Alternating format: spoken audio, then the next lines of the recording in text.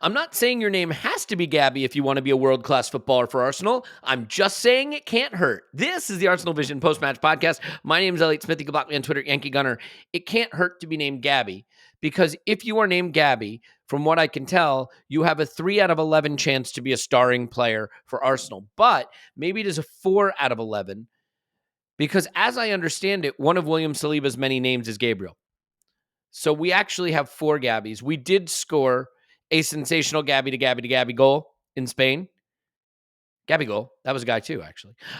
We did score a sensational Gabby to Gabby Gabby goal in Spain in our 2-1 victory away in Europe, leaving us top of our Champions League group and set to focus squarely on the challenge of Sheffield United coming to the Emirates. And the only reason I call it a challenge is because it will have to come that inevitable, inexorable jinx that is Elliot Smith arriving at the Emirates Stadium. To be fair, I have not seen us lose at the Emirates. I've seen us draw Crystal Palace a couple seasons ago with the thrilling Lacazette late equalizer that I don't think was actually credited to Lacazette, now that I think about it.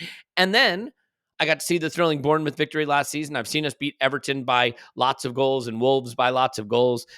So overall, what I'm letting you know is that I'm only a jinx when I'm watching with other fans in the States, but not a jinx when I'm watching at the Emirates. So everyone can become, and saw us win at Leicester as well. So yeah, basically you can book it. You can put your money down, book it. You're good to go. Was trying to pull something formal together for Friday night to get together. It's just been too difficult to do with timing and places and things like that. So we'll just be out and about on Friday. We'll post something in the Discord about where I'm heading out. And if people want to come out for drinks to meet up with all of us, that'd be great. Equally, we'll obviously be at Tollington pre-match on Saturday and probably do something on Sunday. So there'll be opportunities to get together if you feel up for it, or opportunities to know where not to go if you're like, I absolutely want to ensure that I don't bump into that gigantic asshole, which, again, totally understood. Okay, so we have to discuss the game that was. Sadly, we have more injury stuff to fret over and discuss. I will let you know that we did a couple of things yesterday. We did an instant reaction, of course, but we also did a Chelsea rewatch over on Patreon. That was really, really interesting, and I thought revelatory on a couple of different levels. But we started the Chelsea rewatch with Clive and I really digging into debates over Kai Havertz's role and Odegaard's form. So that's out there if you want to listen to it. And here is a critical point. If you choose not to sign up for the Patreon and do not want to listen to that, that is also totally fine, because we are here and you can listen to us here. Although Tim is shaking his head, not totally fine. So I want to be clear that Tim thinks if you do not sign up for the Patreon, that is not acceptable. But, one way or the other, we'll all get through it. Okay, that's enough waffle. 2 minutes and 50 seconds. It's a new record for me. Here with me now is Tim. You can find him on Twitter at Stillman. Hello, Tim. Hello there. And Paul, you can find him on Twitter at Pause My Pants. Hello, Pause. Woohoo! Stuck Clive behind the paywall. Everyone's going to be grousing about that, I know. But, it's all good. It's all good. He will be back on a main pod in the very near future. Let's do the thing we do where we go through lineups and then the game and then the injuries and then all that stuff.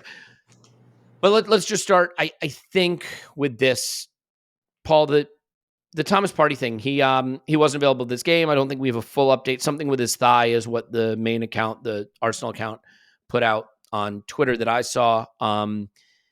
It's funny because we were just sort of talking about his absence in big games. And I think Sevilla away in a game we probably had to win if we want to feel good about topping the group qualifies as a big game. It's another one where he's not available.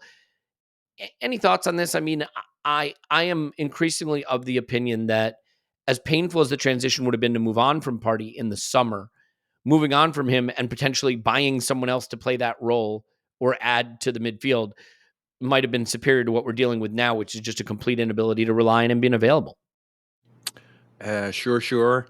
It looked like we were open to selling him. It looked like, based on the good rumors, or the rumors you might believe, that he was open to a move. It was the right move, but either it wasn't enough money or it wasn't the right move for him, and it didn't happen. It did feel like we were ready to move on last summer, but surprise, surprise, we kept him, or at least a bit of a surprise to me. I did think he was on his way. Here he is. Maybe the accountants, the bean counters, everybody hates bean counters, over at Highbury House are upset, but I'm sure Arteta's pretty delighted to have Thomas Partey as an addition he wasn't sure he was going to have this season. I mean, he thought he was going to have Timber, which would have given him potentially a kind of an occasional option between him and Zinchenko to join the midfield. So maybe it puts him back where he would have been in terms of kind of options. But a fit and firing Thomas Partey is a force. It's just a force you get a quarter or a third of a season. You rarely get, in our experience of fit and firing Thomas Partey, for more than half a season, which creates its own problems. It's great that he's great, but then suddenly it leaves a huge chasm, an abyss, a black void into which we cannot fill it with another player, except this year we're finding new ways of doing it. Obviously, Declan Rice could just sit at the 6. Jorginho plus Rice is starting to look very plausible, very effective, a kind of a different way of doing it. Allows Rice to use his mobility as a firefighter, a rescue force, a mercenary, to go where the threat is all over the pitch, force turnovers, cover attacks, and Jorginho to be more disciplined. And I guess Jorginho's had, at least while he was with us, he's been generally available and fit, which is something I value more and more by every game. And Declan Rice is made of titanium, apart from a little spot in his back, which seems to have recovered. Quiet. Just I don't believe in that, Elliot. I think you can call it. You can look. Declan Rice will not be injured for the rest of the season. He's going to be there for us. He's going to be. Why? You think the Greek gods are up there pulling strings, tweaking? Look, if they're pulling strings, it's probably Thomas Partey's hamstring. Let's be out. Look, look at him over there, guys. He's got muscles that need tweaking. You know what's going to happen too, right? Thomas Partey's going to play 90 minutes in every one of Ghana's games in the AFCON and then come back also unable to play. It's a shame, by the way, because Partey played half against City. I think we saw the value of him, and I don't want to spend too much more time on this because there's a whole game of great performances. Exactly. He's brilliant when he's fit. The shame of it is that what it does, right, is it takes us from playing two of the best midfielders in the world together to playing one of the best midfielders in the world and a very competent, technically gifted, past his prime midfielder who can do the job, but still has to sort of think his way around the pitch, but physically maybe doesn't have it. And like, that's not a knock on Jorginho. What Jorginho is giving us has got to be a level far beyond what any third choice 6 in world football would give you. I'd be curious to know who the third choice 6 is that any team could bring in and call upon in the Champions League away, in a game like Man City, that would give you what Jorginho can give you. It's a brilliant problem to have. The problem, though, is when you want to win Champions Leagues and win Premier Leagues, the way you do that is by being able to say, we're going to put out Thomas Partey and Declan Rice. Good luck with that.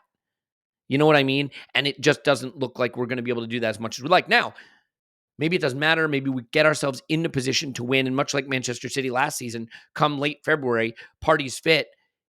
He's got some gas in the tank and he plays the whole rest of the season and it's good. And part of this problem also is built on the fact that Kai Havertz has not been able to lock down a starting midfield role, because then it would be Odegaard, Havertz, and Rice. That's just not happened. So we'll have to see what goes on with Thomas Partey. But I think as much as I love Jorginho, I don't think we want to find ourselves in a position where Jorginho is a twice a week, every game starter.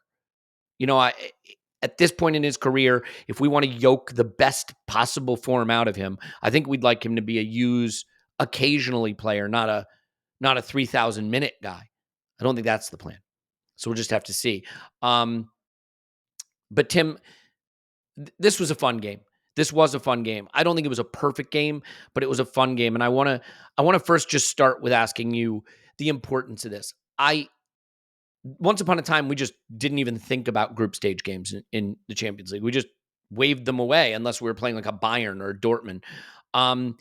But we put ourselves in a position where we really needed to win this. I will point out the other game was a draw, by the way, so we're now in really good position at the top of the group.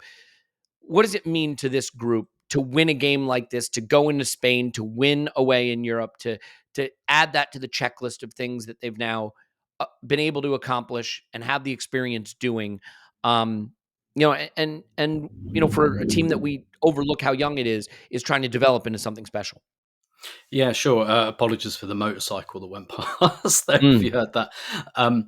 I think what I've been thinking about it since we did the instant reaction, and on the instant reaction, I said it felt quite. I mean, it's too much to say season turny as a game, but in terms of like our confidence, like I think we showed a lot of different faces in this game, and we showed them well. We had the control. Then we had the period where we cut them to ribbons, and then we had the period where we had to ride out pressure.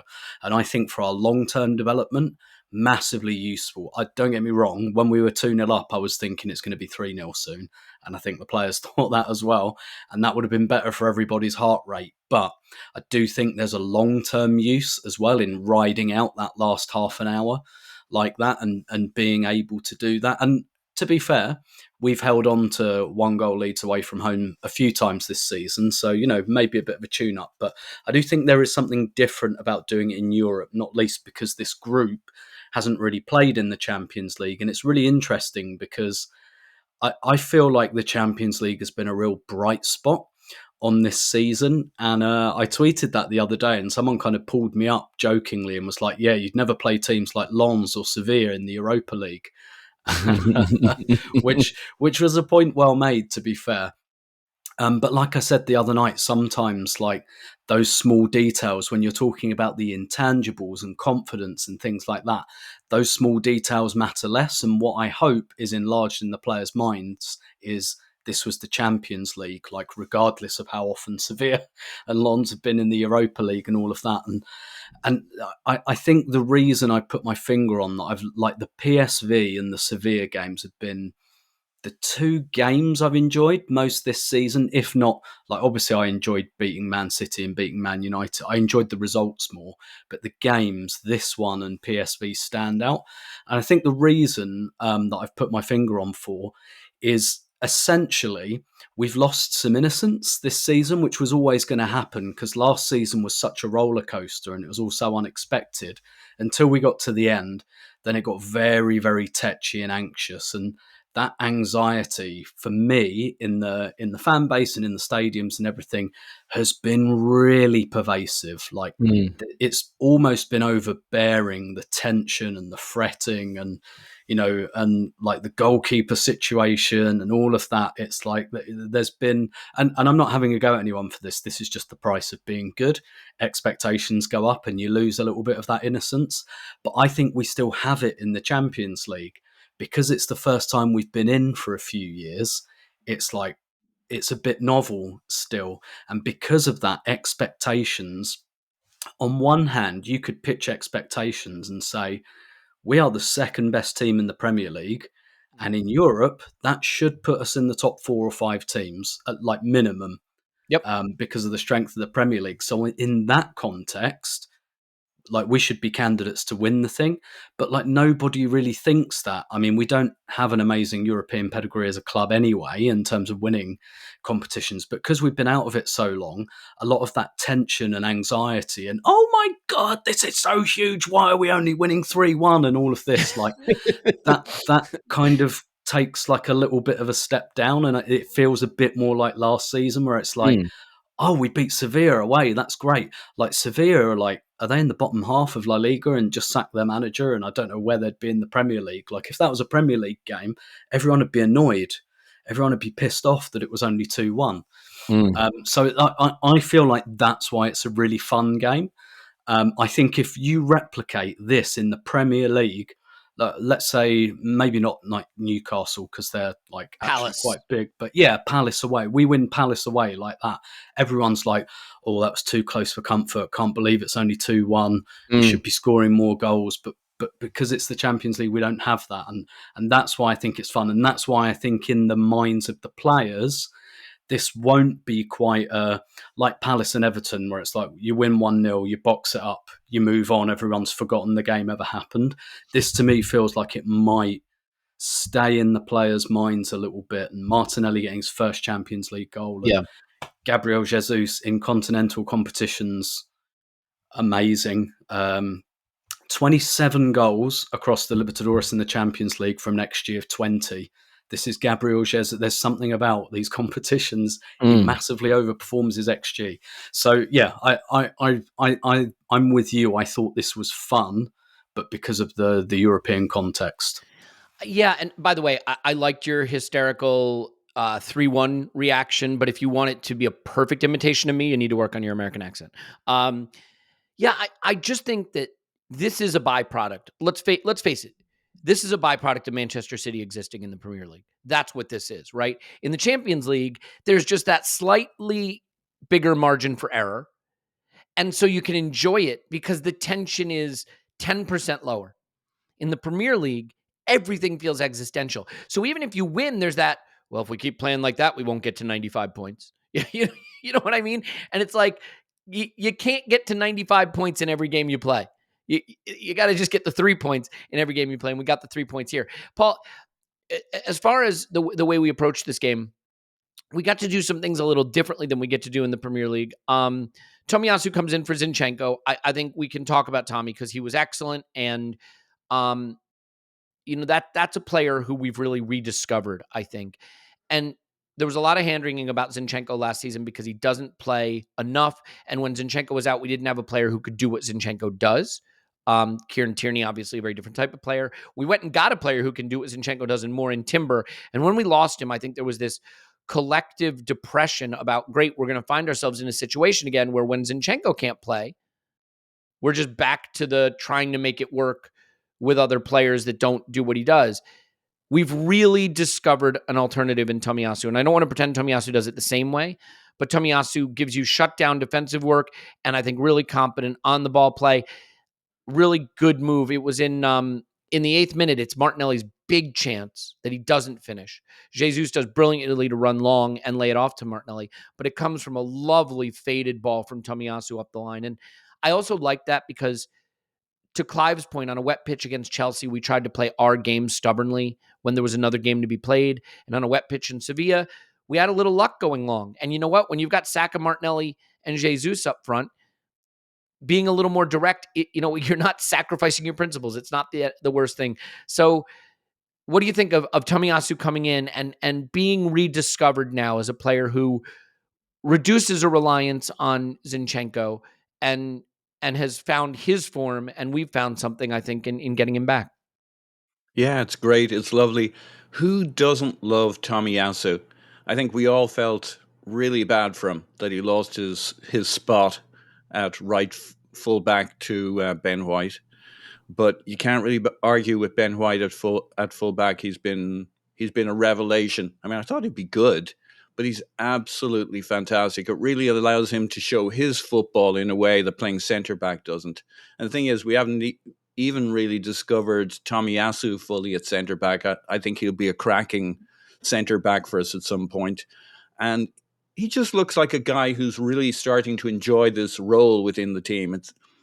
He talked about his confidence seeping away last season, the injuries, the not getting to play. And oh God, here I am back on injuries. But he won't be injured for the rest of the. We go live to our injury correspondent, Paul Pazin. The Hex. So he looks like he's enjoying his football. My favorite moment, he didn't do it a lot in this game, but my favorite thing I see with Tomiyasu is when he does the Zinchenko thing, but he puts extra mustard on it, extra Zinchenko, and like he drifts to the right of the pitch and he's like over by the right back, and you're like, now you're overdoing it. Now you're overdoing the Zinchenko. Zinchenko does that once a match. Tomiyasu will do it 3 or 4 times. But that's a reflection of his confidence, and he's finding a comfort in this new role, and he does a really good job of playing some football on the left, inverting, giving us cover, giving us height on the left. I mean, a lot of teams will show up thinking they're going to hit that Zinchenko corner with high balls, only to find Tomiyasu there. And interesting balance he's finding with Rice, because they're both big physical guys who can pop into that same space on the left, and sometimes it's Tomiyasu who's going ahead to meet the long ball from Partey or whoever it may be. In this game, he had a more disciplined role. It was a really good game. It was a cracking game, as Tim talked about. I think it took us most of the first half to crack the code. In the second half, we just outplayed them. I think that was our brilliant tactic in the second half. We trusted our football. We were pinging it around. We had the goal from the end of the first half.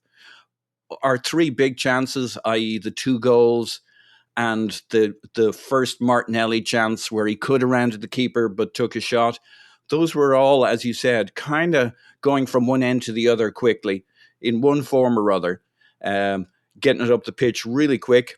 And so against a scrambled defence, but that end-to-end stuff left a lot for Tommy to do defensively. He covered his guy. He was playing a bit of football. It's just the nice thing about winning a game and winning a good game of football. No, bear with me. Is that it's better than losing a game of football. Yeah, granted. Is you go back and you can take a moment to appreciate a whole bunch of guys that don't get enough credit, who are underrated, underappreciated, and yet in a sense they're all underappreciated in a way. We keep talking about how they're underappreciated, and that's, your Tomiyasu's, your Gabriel's, sometimes Ben White doesn't get the credit that he. You can go back and look at these performances, and like Tomiyasu is there all over the place doing stuff, firefighting. Like, it was a really good game for him and basically everybody, because it was that kind of mixed up game. The one I got to say this, I know it's a bit of a non sequitur, but I'm staring at Tim here. I'm getting flashback to watching the game. Was that your younger brother, Tim, reffing the game? Did you notice that? Well, I did give him a lot of credit on the instant reactions.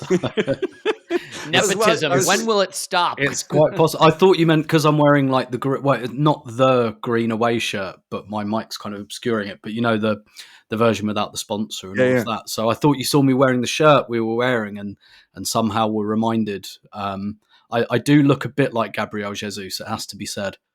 No. The referee. So I'm watching the game yesterday. I'm like having this weird. Oh my god! It's super skinny Tim Stillman. Yeah. Anyway, are you saying I'm not super skinny? Yeah, no, you're just skinny. Okay, you're just skinny. Paul, you've been going a long time here. I think we need to move on. But I got a lot of thoughts, a lot of feelings. It's clear to me. Paul and I had the chance to share some of those thoughts. It's funny, right? Like, so Paul came to see me and came over to the house, said hi, met my daughters and my puppy, and then we went to the Midwest Gunner meetup thing here in Minneapolis and got on the couch, and we decided to watch a little bit of the games that were on before Arsenal played, and couldn't help myself. Had to start an Eddie and Kedia debate. So just in case you wonder, are we like this in person? Yes, absolutely like this in person. Tim, a few things here. We got to get to the sensational brilliance of both Gabis and the goals they score. Of course, those are the big moments, and we want to talk about Jesus' injury, unfortunately, but our injury correspondent is here, so we'll go back to him for that and get a prognosis. But, in games like this, the fun moments are what you remember, and they can convince you that you played brilliantly. And what you forget is that there were long moments of graft and nothingness and between the thirds battling. And you can lose a game where that's going on. You mentioned Sevilla not being great, but they drew Madrid at the weekend. They took City to penalties in the Super Cup. They have the ability to graft. They have the ability to perform in this. Sevilla's won 23 of the last 24 Europa Leagues. So, they have quite the European pedigree. None of this happens without Declan Rice. And you gave him a stock rising that you said would be his last ever stock rising on the instant reaction, because it just, at this point, where's it going to go? He just is great. I cannot think of a player acquired at that cost with that much expectation on him who came in and immediately just put any discussion around it to rest as quickly and as effectively as Declan Rice. He was all over the pitch against Chelsea, and he's the reason we were able to gut out a result there. He did the brilliant in terms of scoring, and then he did the hard work. And I think I mentioned my notes from the Chelsea game. The last note I had is, for fuck's sake, Rice is everywhere. And then he went and did it again a few days later in Seville. I mean, just an incredible moment, I think, an incredible game punctuated by that moment where he made that tremendous buccaneering run up the pitch. I do think that Declan Rice is the one who enables Jesus and Martinelli to have the spotlight in this game, not just in terms of his brilliance, but do you want to talk a little bit about how maybe he does bring the left side in the game. This was a very, very left-sided game. Maybe because Sevilla was dedicating so much work to funneling us that way to keep it out of Saka's way, which I think is a strategy we're seeing more of. But Rice is a left-sided player. He's more inclined to that side, whereas Partey was a little more the right half space, punch it to Odegaard. And I think Rice's brilliance is wonderful. It may have an impact on why Odegaard is less visible in these games because Rice is so ball dominant and slightly left-sided. But what do you think of Rice's performance? And in general, that just intense left-sided bias that we saw in this game, which is unusual for us. Yeah, definitely. I'd preface this by saying, I live with a Brazilian, so for fuck's sake, rice is everywhere. Is a sentiment I It's tend a culinary to express sentiment. every time I walk into the kitchen. But that aside, I think the thing is with Declan, as you said, like who's discussing the price? Like nobody. Like there are plenty of crappy platforms out there that like creating controversy over nothing. I haven't seen any of them talk about Declan Rice, and even that really incredibly irritating West Ham Twitter account I won't mention. Even everything I've seen of them is like, we told you he was this good. Yep. That's the tune that they're singing. That like, again, I'm not saying that account is representative of West Ham fans. I'm sure it isn't, but that's where the sentiment is pitched. We all told you he was this good, as if like anyone really debated the bones out of that. But anyway, it's one of those things, like you just sign a player like that. I've said before, it reminds me of Sol Campbell. We needed a centre half. We had like this really good defence that was aging out. We needed a centre half. It's like, God, how do we replace Adams? Sol Campbell. That's how you do it. Fine, done. And you don't think about it again. It's that, I think I was having a conversation with Lewis Ambrose on Twitter as well, where I said, it just reminds me of that Wenger quote about Ozil, where he said, like, you don't need scouts to sign Ozil, you need money. It's as simple as that. And it's the same with Rice. It's like, you don't, as good a job you did on the Declan Rice scouting video, possibly superfluous, because it is just, have you got £105 million? Yes, we have. There you go, done. And it's not just that he's brilliant, but he's brilliant at all the things we were missing, which is basically everything else, all of those in between, all of that, what you described as nothingness in the game, all of that, like a house only stays up because of like cement, a wall stays up because of cement, all the stuff between the bricks. And that's kind of what Declan Rice is. He's all the stuff between, like all the stuff when nothing is happening, Declan Rice is happening type thing. And yes, there was definitely a left-sided bias. It looks a little bit like to me, like Arsenal anticipated this. And I wouldn't be surprised if that was at least partially the reason for bringing Tomiyasu in. They knew that our left-hand side was going to be a bit of a war zone. So we sent two of our best kind of foot soldiers over there to kind of put out fires and win duels and things like that. I think that's why this was much more a Martinelli game than a Saka game. It's Saka that gets hooked with 10 minutes to go, and that never happens. But Martinelli stays on because, first off, I think if you're playing on the counter, you probably want Martinelli marginally more than Saka, but also because it was also left-sided. And maybe it was game state, but like I'm not even sure I saw Zinchenko warming up. Like, because we talk a lot about, whose types of games are these? Like, is this a Jorginho game? Is this a Tomiyasu game type thing? It looks to me like the decision was made.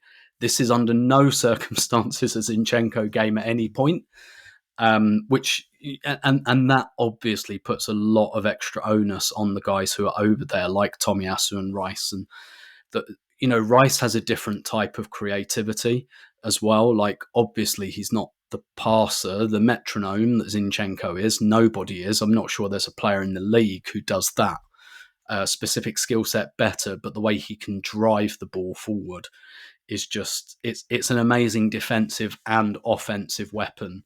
It's not just that, and this is where the differences are. See, I'm higher on Jorginho than you are, although I completely understand what you mean about his limitations and all of that. I still really like the player. I think he limits the impact of his limitations a lot of the time, while acknowledging that yes, transitional games probably aren't really for him. But I think the thing is with Rice is he does have that kind of creativity as well, but just in a different way.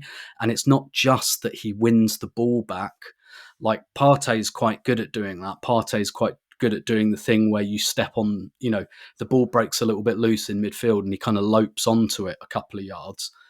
But Thomas Partey is not sprinting 30 yards or running over into empty space and winning duels or driving the ball. Like, he's not doing any of that. Jorginho's good at anticipating and intercepting, but they're not ground coverers in the way that Rice is. And that makes such an enormous difference because that is just all the stuff that we were missing last season. But I said over the summer as well, some of the maybe questions we had about him transitioning from a team like David Moyes' West Ham to Mikel Arteta's Arsenal, I never had an issue with that because I just think he's got everything. And I think he just always has like the capability to learn new things as well. And look, he's just one of those players in the squad, like Bukayo Saka, like Gabriel Jesus, like William Saliba, like Gabriel, like every game is a Declan Rice game. But this was a really Declan Rice game. And I actually think when you look at the fact that we've got a very young team, a lot of whom have grown up at Arsenal, the fact that Declan Rice has played a lot of suffer ball, that really helps in scenarios like this one. I think it really helped on Tuesday night as well. Yeah, really, really good points there. One thing that I don't want to talk about it now, but if I could sit down with Mikel Arteta, which, if he's sensible, will never happen, and I could give him some advice about how to manage his way through this season, which, again, not a thing anybody wants to happen. I am convinced, I came to this conclusion last night, convinced we should be giving Zinchenko minutes at left 8. Convinced of it. Because I really believe that Zinchenko does things for us that no other player on the pitch does. The way he finds those little pockets of space between the lines, the way he plays little progressive passes, especially in the absence of Thomas Partey, he does some of the Partey kind of stuff in a different way slightly, but some of it from the left.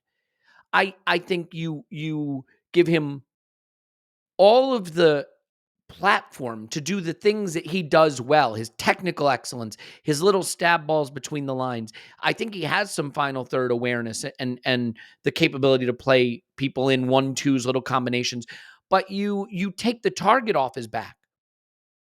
He's got to be like Einstein on the pitch sometimes because the places he shows up. When he gets that yellow card against Mudryk in the Chelsea game, he's on the right wing basically, and then has to, hoof it back to the left fullback zone and then get into the left half space to be a midfielder. I really, really believe that if you don't want to play Jorginho, Rice, and Odegaard for 60 games this season and you don't have Partey available, like against a Sheffield United, play Tommy at left back so they just don't have that hope that if they hit it into that left back space, someone can run onto it and get a cheap goal. And play Rice, Odegaard, and Zinchenko. He plays in those zones for his country. What's going to happen there? If you don't feel ready to go to Xhaka in that role regular, Xhaka. I wish we could go to Xhaka in that role. If you don't feel ready to go to Kai Havertz, I'm not sure there's anything Xhaka gave us in that role that Zinchenko can't, and I'm not sure Havertz has given us the stuff yet. And it means you're not playing Jorginho every 3 games. Paul, I don't want to go 10 minutes on this, but can you give me 90 seconds on whether that's an idea? Because look, we always do this, right? There was the Vermaelen should play defensive midfielder, and this fullback should play left wing. Nuno Tavares would be a world-class left winger. We should just play him there. Like, most of these ideas don't work, but Zinchenko does play 10 for his country. He can play in those roles, and I think it takes the target off his back, as I said. And having discovered Tommy again, it feels like a really good opportunity to use Zinchenko in a way where he can help us move our midfield pieces around. Is it a terrible idea? Should I not sit down with Mikel Arteta and discuss this? That's probably the only version of this guy should play in that other position that we fans come up with. That's actually a great idea, and you don't need to see it yet at Arsenal to know it's going to be a great idea. It'd be a great idea. What I really wanted to say, Elliot, was if you sat down with Mikel Arteta to have a chat, you'd feckin' bend his ear about Eddie Nketiah for 30 minutes and lose your chance to talk tactics because you got all fired up about Eddie. Well, we'll see. I mean, if he does want to stop by the Tollington on Saturday, he knows where to find me. Simpsons analogy time. The episode where Homer and Apu go to like the guru of the Quickie Mart, and they're only allowed 3 questions, and Homer uses them all. Like, are you really the guru? Are you really? Are you really? That would be you and Eddie and Nketiah, like wasting your 10 minutes with Mikel Arteta. I mean, I want to pretend that's not the case, but I don't have much of a leg to stand on there. So Paul, now that you've agreed with my idea, let me ask you this. There are some things that we keep saying it should happen, it just doesn't happen. Mikel Arteta has had opportunities to play certain players in certain roles, use players in certain ways, and just has shown that that's not what he wants to do. Are you inclined to think this is something that we might ever see? Because if Partey's going to be out for a while, I really don't think you want Jorginho at this stage of his career going 90 minutes every 2 days, or even 60 minutes every 3 days. So that leaves you saying, is it going to be Kai Havertz that comes back into that role? Vieira doesn't seem available. Who goes there? Do you think we might actually get a look at that? Zinchenko in the left 8? No, Okay. it's not my sense of it. We've seen no sign of Arteta doing that. He hasn't done it as a sub appearance. Like, you'll probably see it first as a sub appearance. I'm going to guess he's still a Havertz believer. He just thinks, I think I said this before a couple of the recent games. I knew why he was not going to start Havertz against City, why he wasn't going to start him against Chelsea. Now, he hasn't played him in this game either. So, yeah. But this was the most critical Champions League game we were going to play thus far, because we kind of dug ourselves into a hole, and he wanted a predictable outcome, and he doesn't have that yet with Havertz. He wanted to know what he was going to get on the pitch, and I think what we're likely to see for a little while, for as long as Jorginho and Rice are doing a good job, which they will, and they stay fit, is he may just use Havertz in that come on for 20, 30 minutes at the end of the game and shine, because he's generally looked good. He does the round deuter, he pops into space, we can hit him long. He's very disciplined defensively, surprised. I mean, I guess I thought he'd be decent defensively, but he's actually very good, very switched on. Our shape in the last 20 minutes in this game, like I heard that fella on the TIFO podcast talking about how we're possibly the best out of possession team shape-wise in world football, or words to that effect. And I just watched us and marveled. I mean, they had a couple of moments because we were a bit sloppy on crosses, and they had a goal off a corner.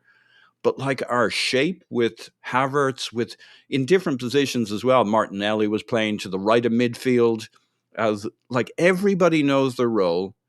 And Havertz has a role to play as a sub coming on, attacking wise, defensively.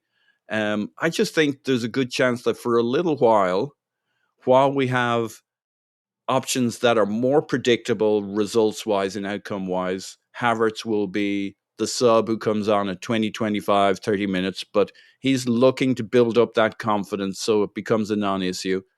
I don't think he's going to be used as a striker quite yet, because that puts the pressure on him to finish, and I don't think he's going to finish. Yeah, it's interesting because the left wing and center forward at Arsenal seem to have license to swap, where Saka usually just stays over on the right. Martinelli and Jesus exchanged positions quite a bit. All right. I think there's a little bit of a reason for that, Elliot, just quickly. Yeah, please. I think we build our attack, the kind of patient, slow attack that City have, that we are doing more of through Saka's side. That's why it's a bit more congested. There's more players around it. It's almost like we build a platform up the pitch, and then it leaves us more space, more speed on the left. And like the right is more steady, more intricate. Roll your pieces into place for your attack, get into position, get your rest defense. That's what happens on the right-hand side. And so that's just a slower kind of that's why we generally want to keep Saka on the pitch. When we change other players on the left, we sub players on the left, we bring on attacking options. We want the right to stay this very configured, structured form of building. Yeah, I think I kind of have to think about it and look at it again, but I think that sounds right to me. And Tim, it's funny, right? Like, we want to be this great out of possession team and a team that suppresses chances and suppresses opposition pressure and possession. That's why our field tilt is so good. But there's something to be said for letting the opposition occasionally try to attack you, because then you can get a goal like you get from Martinelli, right? And a chance like you get from Martinelli. Like, it's great buildup from Sevilla and an El Nasri shot. Is that how you say his name? It's not, probably not. How you say it. It's El Nesri. Anyway, El Nesri, he shoots wide. I have even less respect for him because I've got no idea and I've never heard of him. Good. There you go.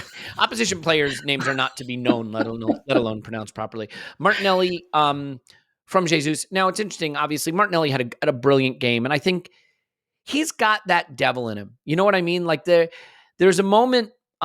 He misses his chance. This is his chance, his first chance to play in the Champions League, and he just shows up in these big moments. And he has the chance, he misses it. Then, if you remember, he lets a ball roll out for a goal kick at the end line where he had the chance to play someone, and it just didn't look good, right? He didn't get to it when he probably should have. And the very next thing he does is commits that hard foul, right, where he hurts himself actually a little bit, but he really goes through the back of someone.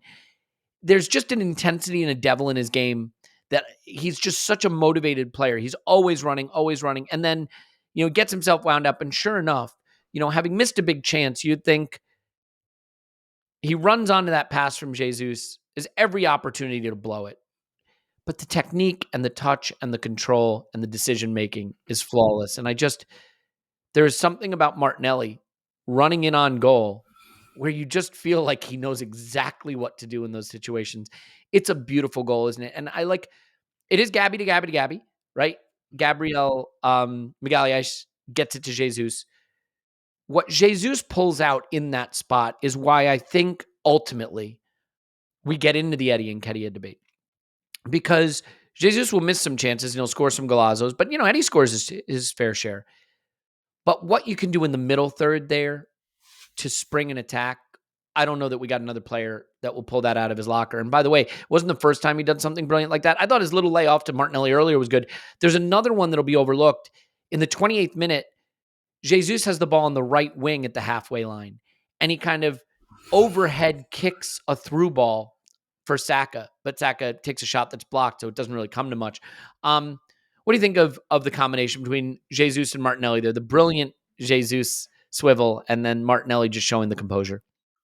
Yeah, absolutely. Wonderful. Got, possibly our best goal this season, certainly in terms of construction and on the counter-attack. And clearly we haven't had the opportunity to counter-attack very much, but I did have a sense that we kind of had that as a bit of a game plan, and we were pressing. Like, it's really interesting, the variety of approach in our pressing. Sometimes you can tell, like when we play Man United, we've really called it off. But sometimes you can tell we're really on it, and we were really on it. Except for Ramos, they did that David Luiz thing with Ramos where they pulled him right back out of the way. And also I think the Arsenal players kind of knew, that there's less point in pressing him. But in that moment, you just see like the perfect symbiosis between those two players, because it's Thursday afternoon. So what am I going to say? I'm going to say I've written about this. I've written a piece. Check that off the list. I've written a piece about Gabriel Jesus, and I think the thing about Jesus is he loves contact. He loves being surrounded. He loves having, like, look at the goals he scores. Like, they're wingers' goals, like the goal he scores here and against Lens, wide positions, players in front of him, even that one-on-one against Man United. For me, he only stays calm there because he's got a player to beat. Like, that's what he likes. He likes being in those crowded scenes. And I think that's why centrally, when he has space and time, his finishing isn't always as good. His finishing is much better when he's in kind of crowd scenes or he really has to put some mustard on it.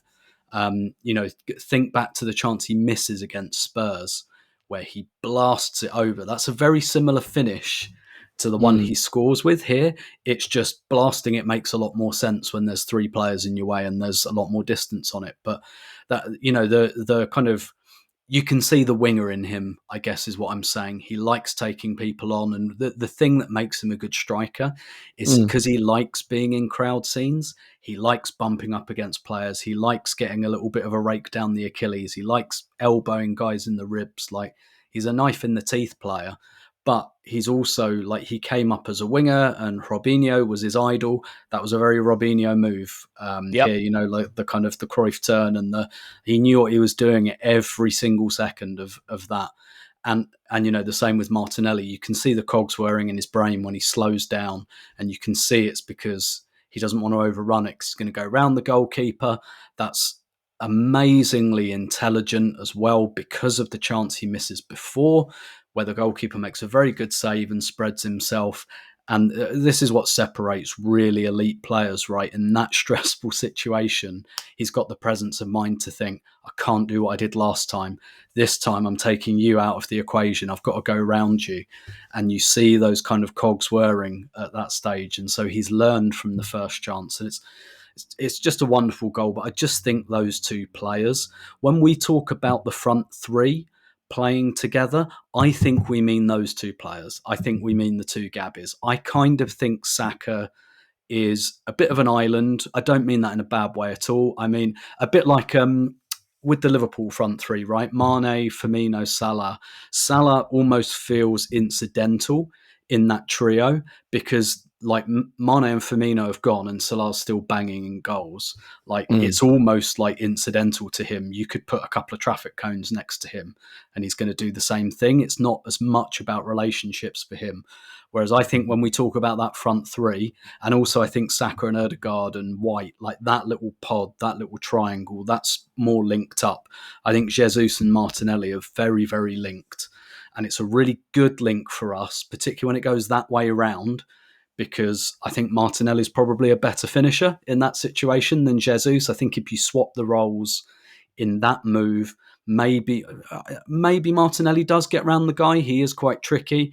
But I think in that scenario, Jesus might not score. He needs defenders in front of him. So I really think that's what we mean when we talk about the connectivity in our attack. And I've always thought Jesus and Martinelli, because they're both kind of inside forwards, really, there's a lot of potential, and we see a lot of swapping over and things like that. And they have a great understanding, and they're both million miles an hour players, and clearly, like, they have a bit of an understanding. They're from the same city, basically, albeit an absolutely enormous one. But their relationship makes each of them better. Like exactly, you know what I mean? exactly. Like having Jesus is great, having Martinelli is great. When they're both on the pitch in center forward and wide left roles, both of them play better.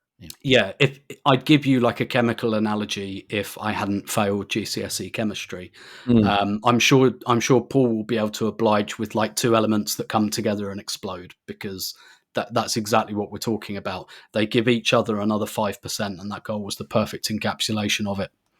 Yeah, I think that's right. And just seeing them play together, it's like, yeah, I mean, it's just, it's like the exact example of what feels like it's missing when they don't. You know what? I can't explain it, right? It's hard to articulate what's missing when they're not there, but when they're there, you're like, yeah, it's that dynamic. It's that chemical reaction.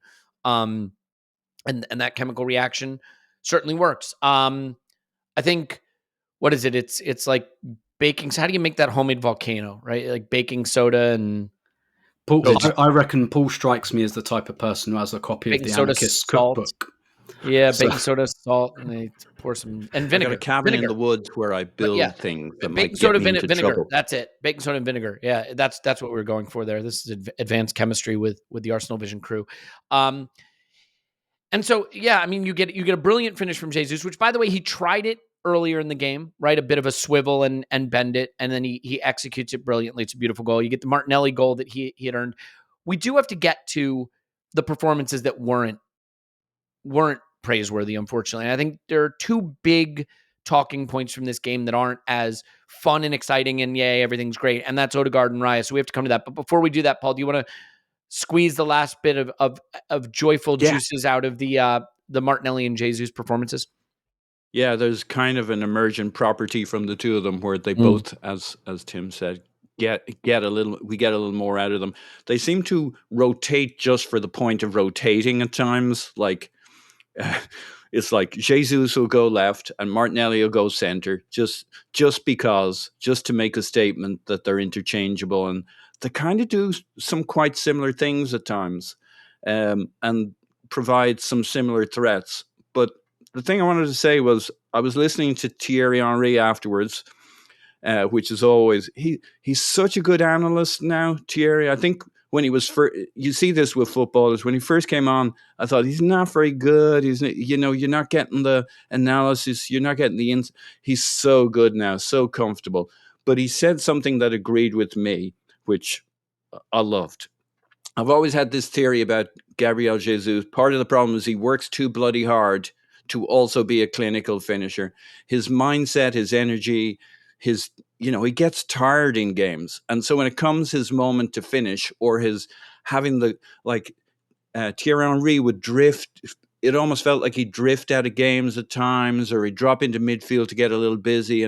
But really it was always preparing himself for the big moment. And Jesus never does that. He's that kind of striker that, unfortunately, when he gets the ball in the big moment, that is not what he's been protecting himself for. And he made the point in this game that when he gets a little time, when he has a little space, when he's not worn out, frenetic, running around, the guy can very likely be a good finisher. He's never going to be a 25, 30 goal finisher.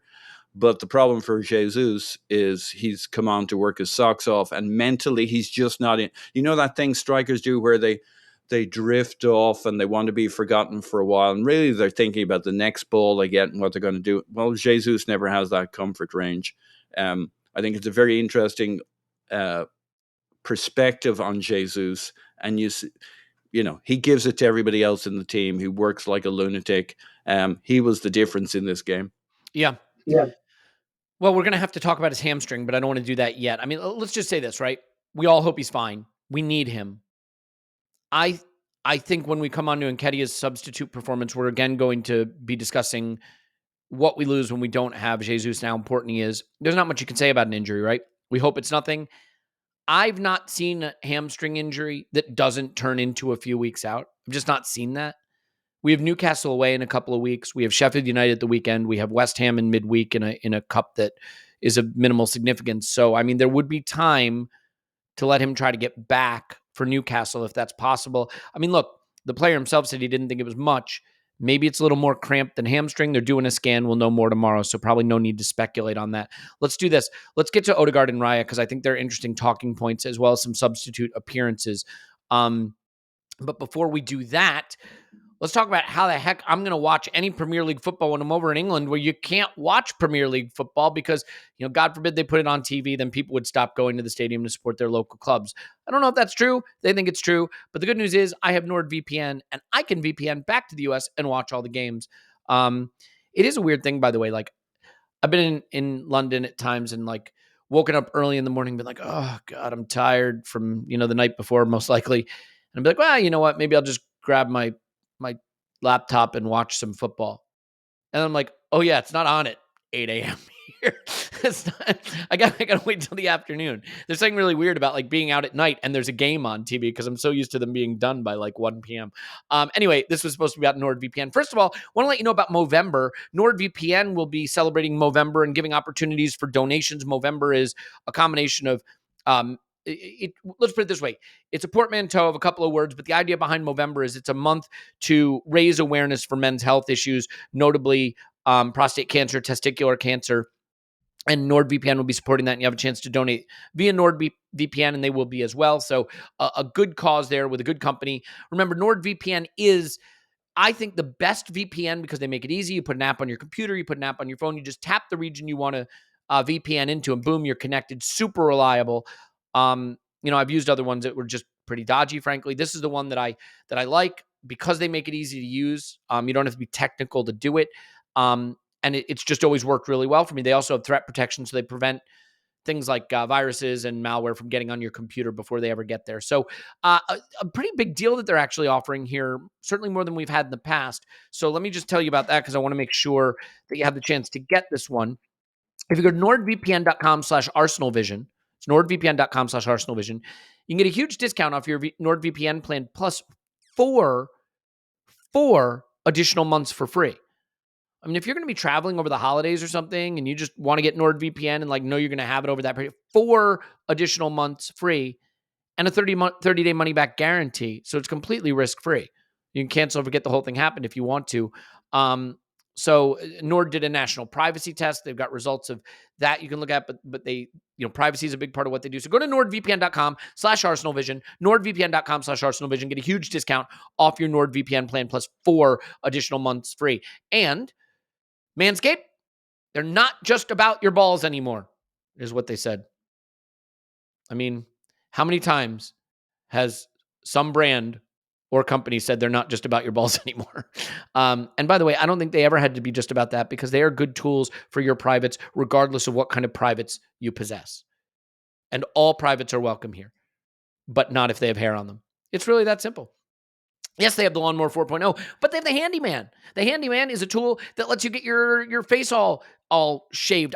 Look, it's in my kit, ready to go for travel. I love it. Long battery life, wet, dry. Don't have to wonder, did I remember to charge it? The battery just goes on forever, and you can get yourself all cleaned up on a long flight or when you're on the road or whatever the case may be, or just at home.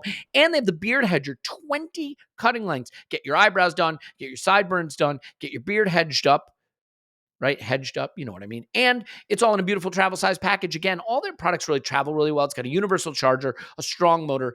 There is absolutely no better set of products, in my view, for taking care of the hair that grows on your body below your head. And if you have no hair growing on your head, then it's all the hair on your body. Then Manscaped. Get 20% off free shipping with the code ArsenalVision at manscaped.com. That's 20% off with free shipping at manscaped.com. And use code ArsenalVision for a look as sweet as candy. Get yourself the handy, man, from Manscaped. Paul, is that enough of that? Indeed.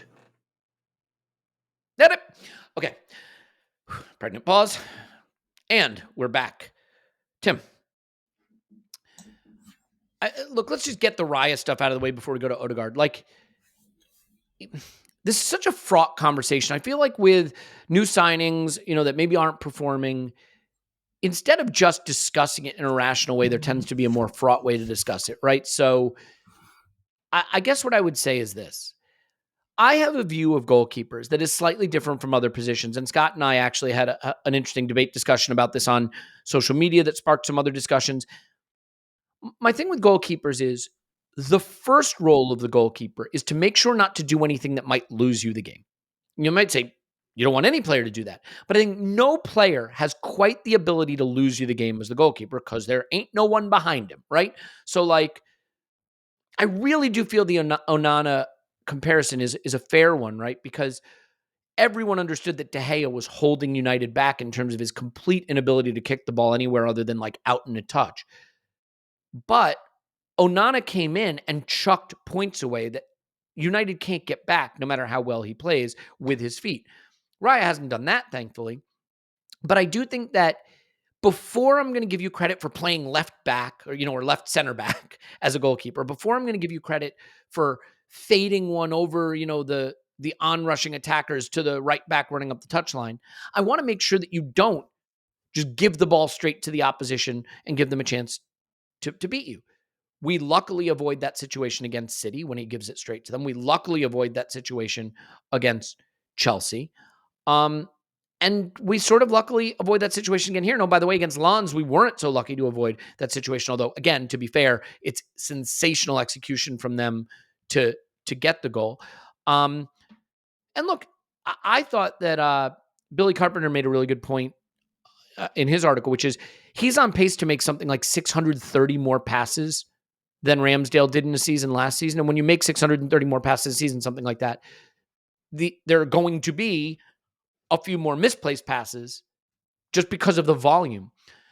But I still got to tell you, Tim, I think the level is not quite what it needs to be. And can I just hit you with some stats before I let this endless screed stop, and then we can actually get into the discussion about it, because this was not a Raya game where it was like, oh, he passed 97 passes at 94%.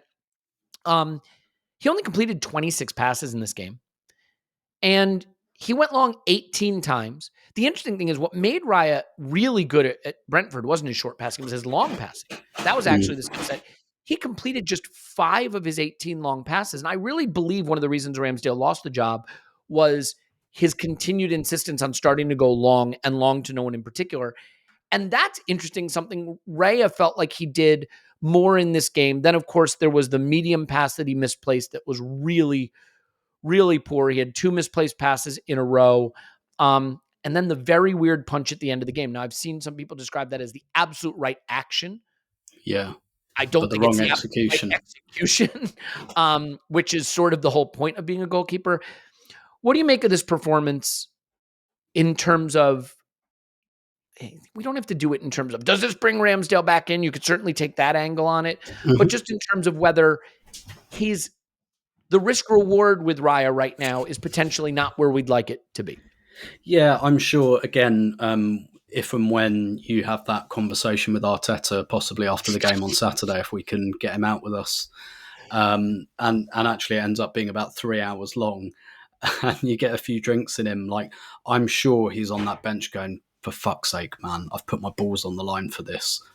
Stop giving the opposition the ball, please. Yeah. But actually, I think actually in a weird way, the punch, as you said, kind of sums it up better in that the action was right, but the execution wasn't. And it's kind of weird because I thought when he came in against Everton, I thought he was really good. I thought at Bournemouth, he was really, really good.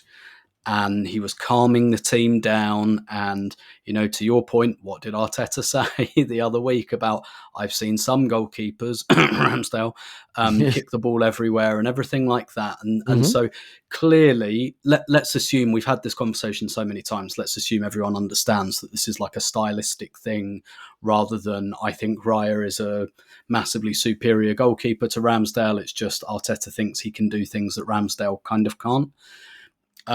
But it's, like I said, I'm sure he's sat there going, come on, man, like, come on. Like, I've really, it's going to take a lot for me to walk this back.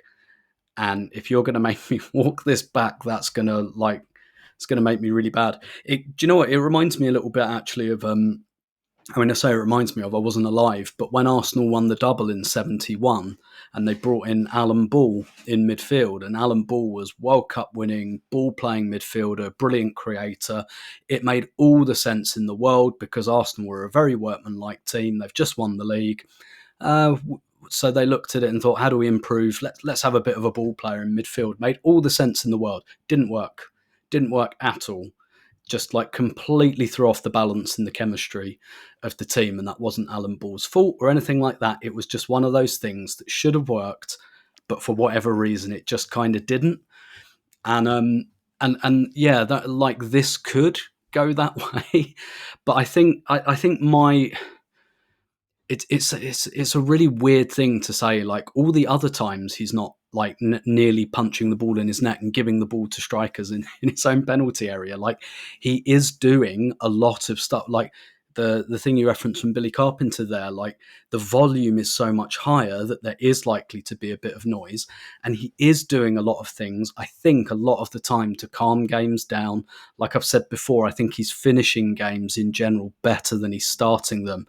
And I do think that that's probably due to some, little bit of nerves. This is a big, big talking point. There's a big spotlight on him. And I just think sometimes he is overthinking it. And when he went long in this game, clearly the plan is not for him never to go long. It's David Raya.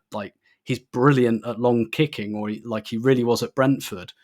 And I think not just because of the Tony factor, because he found Mbeumo very, very well as well. People really, really underrate Mbeumo's kind of role in that Brentford attacking dynamic, which is why I'm not really keen on the idea of Tony at all. I think they come as a pair. But anyway, it's we talked about this at the beginning, right? Where it was like Ramsdale's got long distribution, but Raya's got long and short. So the long does come into it, and I think it was kind of right to do that towards the end of this game, because that was the game state, and then you get Havertz on, so the option to go long is more attractive as well. But it's weird, like that might be the thing that loses his place more than giving the ball to teams on the edge of the area. So it's, for me, I just think, I don't know whether this situation needs to calm down, whether Raya needs to calm down, because he is doing what the manager is asking.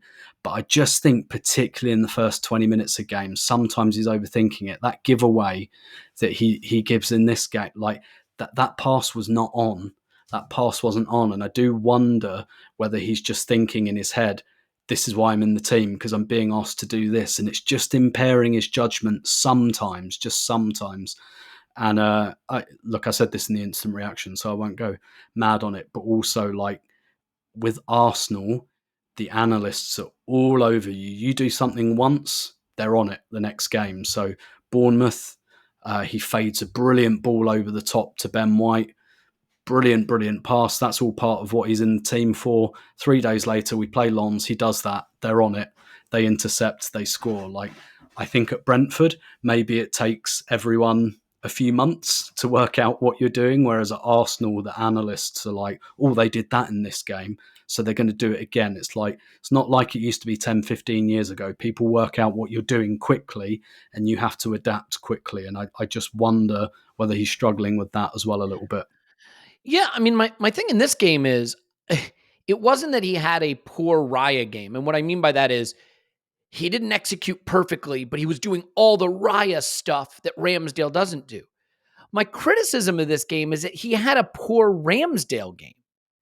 And let me explain what I mean using data. And as someone who doesn't know data very well, I'm going to use it as poorly as possible. So bear with me here. Okay. Last season, Ramsdale launched the ball. Okay. He launched the ball, quite a bit last season, basically. Here we go.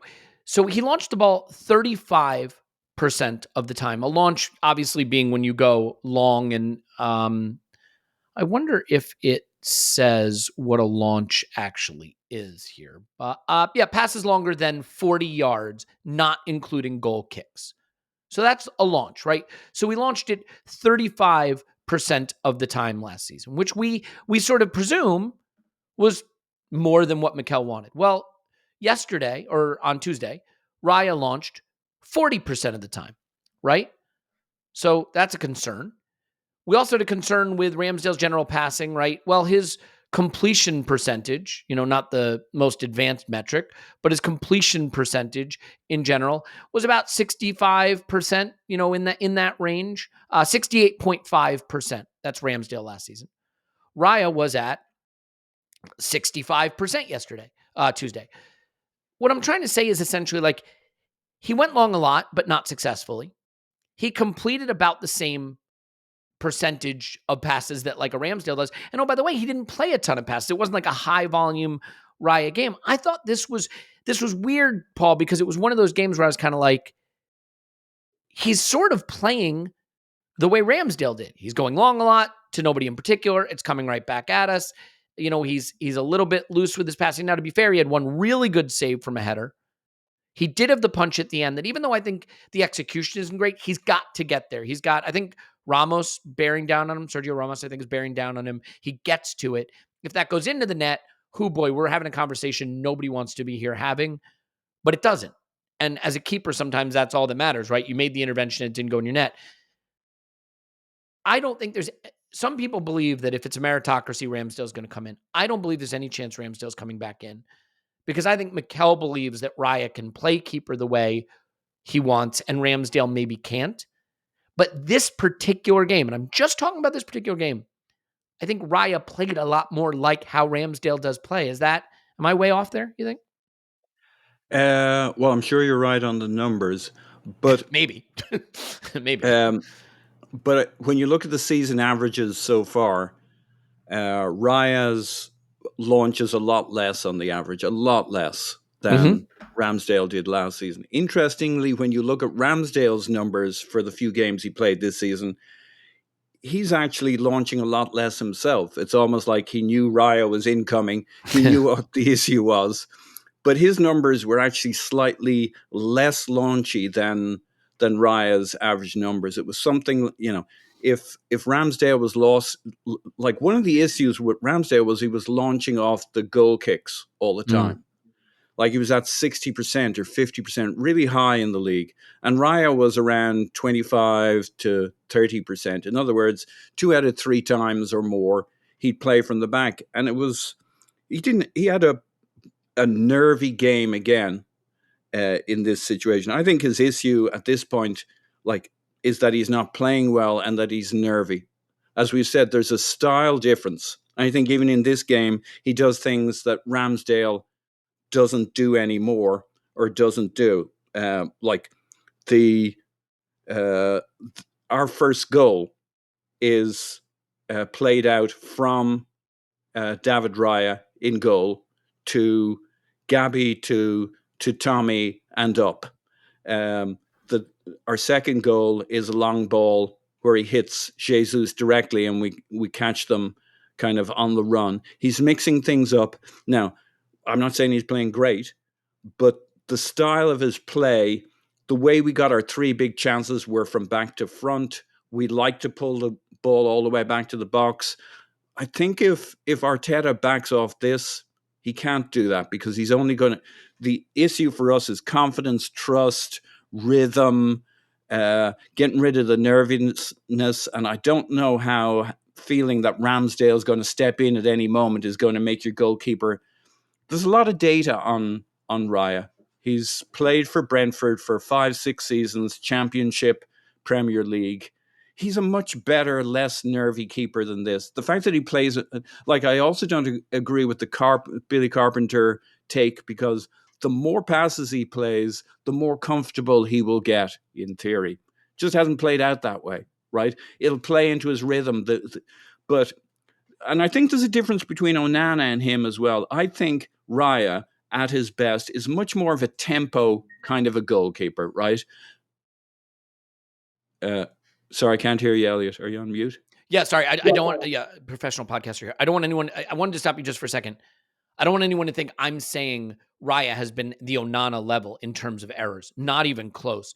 When I bring up Onana, It is simply the point that yes, you want to bring in keepers who play more the style you're looking for, but there's a level they must hit before for the team to reap a benefit, right? So the only reason I bring up Onana is a great example of the level he has hit has been so poor that the team is actually not reaping the benefit they were expecting to reap from having a better passing keeper. That's all I'm saying. Sure. But it leads me, I think, to a very interesting point, which could be right or wrong, which is not only is Raya good with his feet, like Onana's better with his feet than Raya, I would say. But what you're looking for from Raya and what I think he will provide once everything settles down is it's kind of like having a Jorginho in the box. That's not what Onana is. He's way too, look at me, oh, I'm so showy, oh, I beat this guy, oh, I beat that guy, look, I'm going to go back and beat 4 more guys in the box. No, you want a guy who sets a kind of a tempo from the back. Onana doesn't do that. He probably gets your team overexcited. It's over showy. Raya's more about, these days, Alisson Becker or Edison, most of the time don't do anything that exciting. It's all about a kind of a tempo, picking your moments, mixing it up, holding on to it's all about timing, taking an extra touch. Once he settles down, I think as supporters, never tell supporters how to support or whatever, we just got to let it settle and get behind and trust and give it time and hope and cross our fingers. But if you got that nerviness you want to inject because you want us to do different things with a different keeper or have this keeper go long for it's not going to help. We just got to cross our fingers, buckle up, let everything settle so he has a few good games. He was better at the start than he is lately. The last 2 games, the conditions haven't been great. The blah, blah, blah, excuses, nerviness. He just got to settle so he can give us what he can give us, which is tempo, the ability to draw back and play it out from the back, which played off in one way or another, not always through him, in 3 big chances in this game. Keepers are weird. Yeah, please, Tim. Sorry, I was just going to say, can I just add as well? This is why the selection issue is complicated as well, because you could make a case for like, this hasn't worked, put Ramsdale back in. If you do that, you probably lose Raya forever. Like that's probably it, because because then what happens, like, and look, I'm sure there'll be plenty of people listening to this who are like, so what, good and whatever, but you basically take that option away forever, particularly because the guy's on loan, and because at that point you're walking it back and saying, right, we have to abort this altogether. And that does complicate things. It isn't quite like, oh, we'll just drop him out for a couple of games. And so if you're Arteta and you think Raya can do stuff that Ramsdale can't, and you want that in your team, you kind of have to stick with him until the point comes where you think, no, this is like, he's never going to be able to do it. I doubt Arteta is at that stage where he's thinking he's never going to be able to do this. I think that will take a bit longer. And to Paul's point, I completely agree. Like, whether you agree with this or not, I do think, particularly in the stadium, like the singing Ramsdale's name and stuff, particularly when he wasn't even in the ground on Saturday, was particularly silly. Like, just, I get that Ramsdale's a popular guy. I get that some people don't agree with the decision and all of that, but like, it's not going to help. And frankly, it's not going to change Arteta's mind, I don't think. Like, this is, as Paul said, this is a buckle-in situation, I think, because it's not going to end until the point comes where the manager thinks this is never going to happen. In a way, you could argue be better to have sold Ramsdale and kept Turner. And the only reason I say that is sometimes I think a keeper just needs to know he's the guy. And here, just hear me out, because here's the thing. Keeper is the one position where you're defined by your mistakes. No other position is quite like this. Maybe center back to some extent, but like Saliba's made mistakes. We think of him as absolutely top drawer, world-class, best of the best. Take Martinelli, for example. Martinelli misses an absolute gilt edge chance in this game. Absolute gilt edge. It's a terrible miss. He shouldn't miss it. Are we killing him? No, you know why? Because later on in the game, he runs through and he scores. All is forgiven. If a keeper kicks one in his own net, I don't care if he makes 3 spectacular saves in the second half. All people will remember is that he kicked it in his own net and the game ended 1-1. You know, or even if you win the game and the keeper made a few... I mean, Raya made a brilliant save off a header in this game. No one's talking about it. They're talking about the other mistakes because the mistakes are so eye-catching and can lose you a game. Keeper's a very unique position like that. And the problem is a mistake can lose you your position. Martinelli's in no danger of losing his position because he missed that chance. No danger. But a keeper chucks one in his net, he could lose his job. And as to Paul's point, never get it back. It's a really weird position in that respect. And that's why I don't think you can do any job in the world, any job, with the fear that if I make a single mistake, I've lost my job. But that's what happens when you have a good keeper behind a good keeper. You're one mistake away from losing the job. And I think that's a hard way to live. Ramsdale made some big mistakes last season, but we loved him. You know why? There was no one behind him that we wanted to come in for him. If Ramsdale wasn't at the club, you know what we'd be saying about Raya right now? It's a little ropey right now, needs to get it together. But Ramsdale is at the club, so there's a debate to be had. And that's a really tough situation to be in. And I feel for keepers. I mean, there's a reason keepers are a bit mental, because you have to have a very unique attitude, because if you make a mistake, that's all anyone will remember. Okay, so we're going to say goodbye to Paul. Paul, I need you to leave your environment open. Got so it. Just mute your mic, turn off your camera, leave everything open. Paul's going to go, but we do have to get to just a couple other things, Tim. Thanks. Paul's on Twitter. Pause my pants. Thanks, Paul. Okay. So mute camera. There you go. Yep. There's a camera icon there. You can click that one and then just leave everything open. Great. Perfect. That's it. Good podcasting going on here. Okay, Tim, before we get out of here though, like I think there's an Odegaard conversation to be had. Odegaard's had some bad games recently. And they're bad in the sense that I just don't think things have been coming off. Maybe taking a shot too much, maybe not quite finding the final ball. This was a weirdly bad Odegaard game in the sense that he just wasn't really in it. That, there were some things in this game that just were very, very not Martin Odegaard. And Here's the thing about being critical of a player. If you think a player is really, really, really good, and I think Martin Odegaard is really, really, really good and has the ability to be one of the best in the Premier League and one of the best in the world, then you absolutely should call it out when he's playing below that level, especially when he's an every match starter. I mean, I think it says a lot that Odegaard got taken off for Kai Havertz in the second half with 20 some odd minutes to go. But the thing that's really weird about Odegaard in this game is just, I mean, he only had 29 touches. He was weirdly not involved. He made no key passes, meaning no passes directly leading to a teammate shot, and one shot creating action, meaning an involvement where the next involvement created a shot. So, I mean, he really, really was not involved. He hardly played any passes. He hardly got into this game. I really have an instinct that Rice instead of Partey is somewhat involved in this, in that we have a slightly more left-sided inclined player in Rice running the show. And, Partey is the guy who loves that stab ball between the lines. He loves to play a little stab progressive pass. Jorginho, I think, did pretty well, but he will go lateral a little more than I think Partey. He's a tiny bit safer with his selection. And so maybe Odegaard's finding it hard to figure out where to be to receive it from this newly constructed midfield. But something's a little bit off. And I also wonder, to be fair, I mean, Timmy starts every single game. He runs. The thing he doesn't get enough credit for is his engine. He's back. He's forward. He presses. He triggers the press. He's one of our frontline leading pressers. He drops all the way back to help defend. There could be some fatigue here. He's got so many minutes in his legs right now. So I don't want to create excuses. He's got to do better. But what's your thought on a weirdly uninvolved Martin Odegaard game? Yeah, I think the kind of shifting sands of the midfield where we're doing quite different things as well in different games. With the left 8, sometimes it's Havertz, sometimes it's Rice. I think you're right. The fact that perhaps Partey's not there, kind of zapping those balls through the lines for him, increased focus on our right-hand side, like in this game, Saka comes off as well. And I don't think Saka had like a bad... Saka never has a bad game. By his standards, he was quiet. And I think that's because Sevilla, really looked to bunch up that side of the pitch and really looked to cut that side off as well. So like I said, that little pod's quite connected.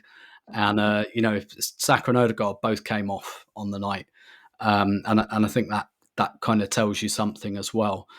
So I do think there's a little bit of dysfunction there. There's probably an element to which the elements maybe played a part and the game state probably played a part. Like, I think there are lots of little things around this. I'd probably pitch the main ones as, yes, the midfield is shifting, and to your point, Rice tends to go off to the left.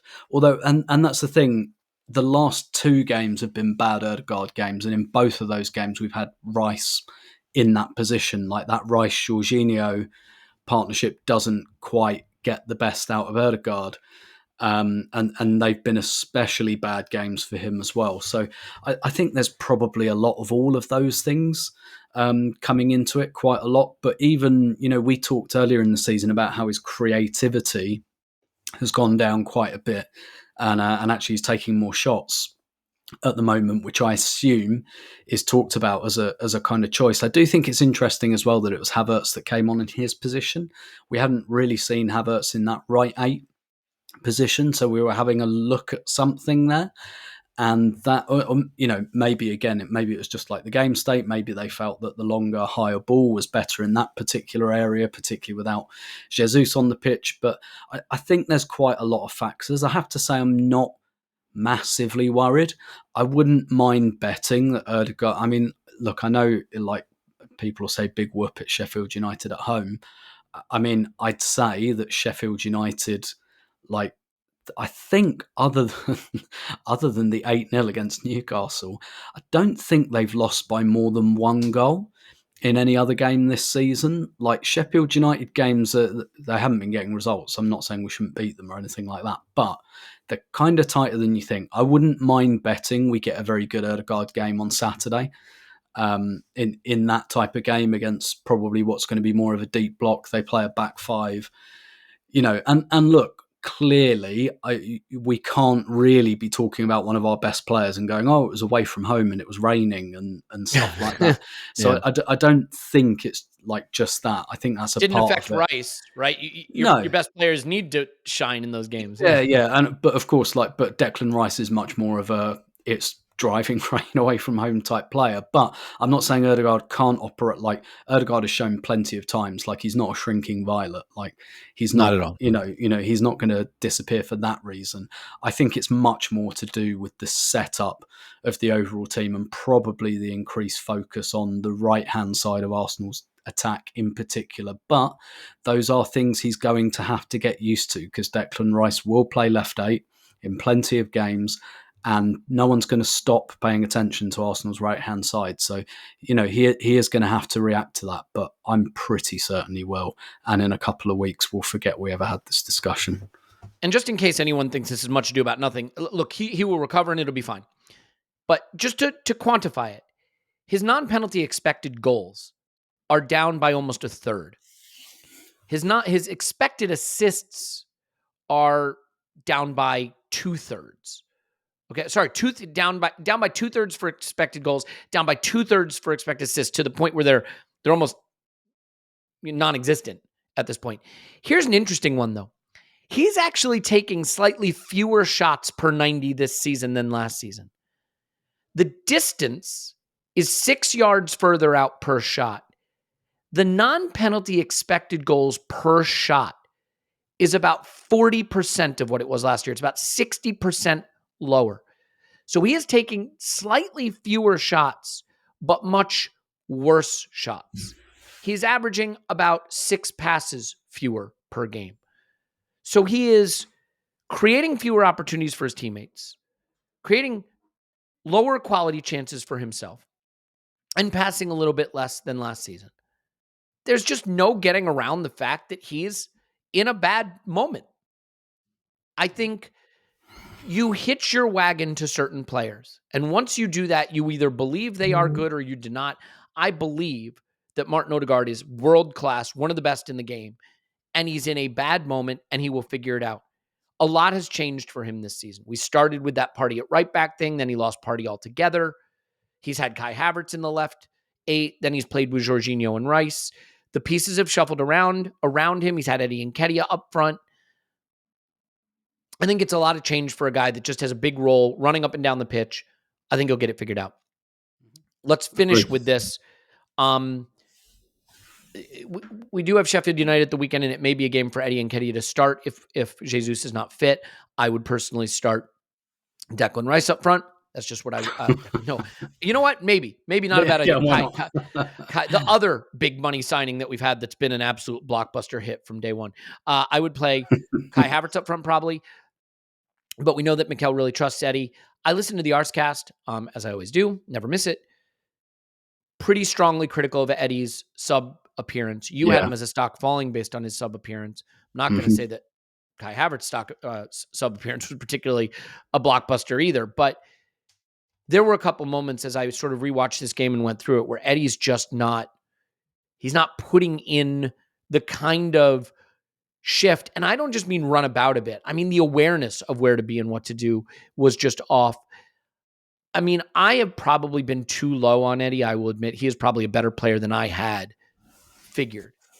But I just think when you see the role this center forward has and the way Jesus does it and the all action where he's got to be winning balls, tactical awareness, ball security. I thought it was a really poor sub performance, Tim, and it's one that leaves me feeling more confident that if they're not going to risk Jesus against Sheffield United at home, I don't know if that's the player I want starting. Now, some people would say, you know what? He's never looked great as a sub. He's actually quite a different player when he starts. I've always thought that's a weird excuse, but there may be something to it. What did you think of that sub performance, and maybe any thoughts you might have then going into Sheffield United if Jesus isn't fit? Yeah, so I wouldn't necessarily hesitate about starting him against Sheffield United because they're going to sit with 5 at the back, and I tend to think Eddie, again, wouldn't be surprised if he starts and scores at all. When it comes to this situation, though, we've seen this too many times where particularly when we're protecting a lead, and look, I'm sure some of it and I'm not inclined to make this as an excuse for him, but some of it is just like when he comes on and we've seen Gabriel Jesus there, it's an unflattering comparison for most strikers, but it's really unflattering for him. He makes too many clumsy fouls, and he just seems to be a really inconsistent player, Eddie, and I think that explains why all of us go up and down on him so much, because that is what his performances are like. Like, there are days where he comes on and, when he came on against Fulham earlier in the season and Arteta said something about, I saw the fire in his eyes when I said I was bringing him on. I'd be surprised if there was any fire in his eyes when he brought him on in this game, because there certainly wasn't in his performance, and getting trampled on by 106-year-old Sergio Ramos in like the 80th minute of the game, like, definitely don't do that. And look, I kind of think there's an element to it that's not his game. He is not the striker you bring on when you're 2-1 up. He's the striker you bring on when you're 2-1 down, probably, albeit he hasn't always been brilliant in that scenario either. But he's just such a difficult player to appraise because he's so inconsistent. And I always go back to that. You mentioned this new podcast, the Arsecast, is it? It's something like that. Yeah, I don't know. I don't know. We'll never catch on. There's always people copying us, isn't there? Exactly. But I remember. Do you remember the episode Andrew did with Ian Wright at the end of the kind of 21-22 season, when Lacazette's form had done several circuits of the U-Bend and we were all tearing our hair out, and Ian Wright just basically did like a 30-minute monologue of, for fuck's sake, Eddie, like, pull your finger out, because this should not be competition for you. And Ian was really frustrated, and he was like, I just want to like tell him, like, please take this chance. But then he did. Maybe because of that podcast, I don't know, but he did kind of grab that chance. And then you get these periods, like at the beginning of this season, I was like, we found Eddie again. Doesn't mean I think he's better than Gabriel Jesus, but yes, here he is. He looks serviceable again. And then he does this, and he comes on, and it's really limp. And I have to say, when I saw him coming on, like when I saw that Jesus couldn't continue, I think Havertz was already on, and I was just like, put Havertz up front. Like, it's 2-1. This is a long game for us now. Stick Havertz up front, and let's have, I don't know, Smith Rowe or someone like that in midfield. Bit of technical security, someone who can run with the ball. That was where I was. But he's being shown a lot of faith this year, Eddie. Like, Eddie's, whether people think he deserves it or not, he's kind of come into that Trossard bracket of like first guy off the bench. First, like, someone's injured, Jesus goes out wide, and Nketiah goes up front. Like, he's getting that status. And I think there might be a little bit of a long-term thinking behind that, a bit of a kind of, I can't lose this guy. So maybe I am giving him a bit more than he deserves at the moment, but I trust there'll be a payoff. But it's so streaky. But I tell you what, I'd bet money on him starting and scoring on Saturday. Yeah. I just would. This is the thing with Eddie. I think he's a good player. I really believe he's a player that, like, if he played 800 to 1,000 minutes in a season, we'd be really thankful we have the player. But he's playing a lot this season. He's started, 8 of 9 Premier League, or 7 of 9, or 8 of 9, 7 of 9 Premier League games. So, when he's started Champions League games, like, I just think Eddie is a player who has a level, and it's a level that can be a benefit to us, but the amount he plays means he gets more scrutiny, but that's how it works in football. If you're going to be a big player at a club that wants to win the league and Champions League, you're going to get a different amount of scrutiny than if you're going to be an 800-minute player or a starter for a mid-table team. But look, I'd be thrilled to cheer him on at the Emirates on Saturday. I think against Sheffield United, we can get the job done. They've not won a game this season. They've lost every game and drawn once. Yeah. I mean, like, they're just dreadful. So we'll keep our fingers crossed that goes the way it needs to. Sometimes those games have actually been the ones that we've really slipped up on. Let's hope that doesn't happen here. We should leave it there. We've been going about 90 minutes, and I got a flight to catch. Tim, I'll be seeing you in person very soon. Tim's on Twitter at Stominator. Thanks, Tim. My pleasure as always. My name's Elliot Smith. Love you so much. Hope to see everybody out there this weekend. Cannot wait to be there. It's a privilege to get a chance to go see the Arsenal in person. And so wherever you are, wherever you're watching, I hope you have a brilliant weekend.